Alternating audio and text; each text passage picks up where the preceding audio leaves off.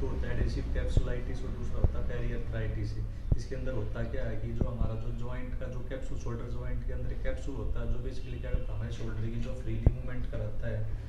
और हमारे shoulder joint को स्टेबलाइज करके रखता है। जब वो शोल्डर जॉइंट के कैप्सूल की जब अगर कोई भी इन्फ्लामेशन हो जाती है तो उसको बोलते हैं एडेसिव कैप्सुलाइटिस, जिसके अंदर इन्फ्लामेशन होने के बाद वहाँ पे जो फोल्ड होते हैं कैप्सूल के वहाँ पर एडेशन फॉर्मेशन हो जाती है, जो हमें क्या करेगी शोल्डर की जो मूवमेंट है उसको रेस्ट्रिक्ट करेगी,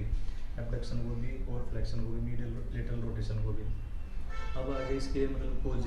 कोजेज के अंदर क्या किस वजह से होता है, ये बेसिकली ये होता है कि मान लो हमें ये मेन होता है कि इमोबिलाइज होने की वजह से, अगर हम शोल्डर जॉइंट को इमोबिलाइज करके रखते हैं लंबे टाइम तक, लाइक किसी भी कोई ट्रॉमा हो जाए, हमें गिर जाए, हम कोई फ्रैक्चर आ जाए और वहाँ पे हम कुछ प्लस्तर वगैरह करते हैं सलीन में, अगर हम शोल्डर को ऐसे रखते हैं तो उस टाइम पे लंबे समय तक इमोबिलाइज रहने की वजह से वो शोल्डर का जो कैप्सूल वो टाइट हो सकता है। दूसरा क्या होगा कि हमें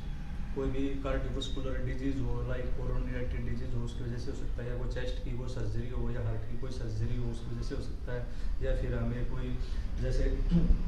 फुल डे में अगर हम कोई हमारी डेली एक्टिविटी होती है वहाँ पे अगर हम कोई मूवमेंट नहीं करते शोल्डर की फुल रेंज तक अगर कोई एक्टिविटी नहीं करते उनकी वजह से हो सकता है, और सर्वाइकल स्पॉन्डिलाइटिस की वजह से हो सकता है। और ये मोस्ट कॉमन होता है डायबिटिक पेशेंट के अंदर, जो शुगर वाले जो पेशेंट होते हैं उनके अंदर मोस्ट कॉमनली होता है ये।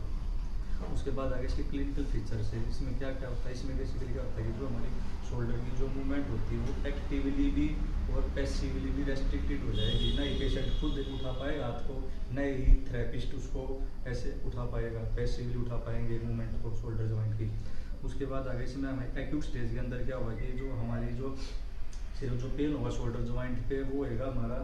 नाइट के टाइम पे ज़्यादा होगा, और क्या होगा जो सिर्फ एब्डक्शन और जो मिडिल रोटेशन है भी हमारी रेस्ट्रिक्टेड होंगी। बाद में क्या होगा जो लेट स्टेज में क्या होगा कि हमारे जो फुल टाइम तो हमें पेन होएगा शोल्डर जॉइंट पे, और हमें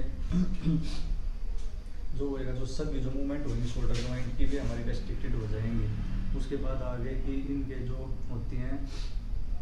डिफरेंशियल डायग्नोसिस है, डिफरेंशियल डायग्नोसिस के अंदर क्या होगा हमें ये देखना पड़ेगा कि जो हमें पेन है शोल्डर जॉइंट पे या मूवमेंट जो हमें रेस्ट्रिक्टेड वर्किंग है वो किस वजह से है, वो हमें फ्रोजन शोल्डर की वजह से है या और कोई प्रॉब्लम है, तो उसमें देखना पड़ेगा या तो हमें कोई रोटेटर कफ की इंजरी हो सकती है, या बाइसिपिटल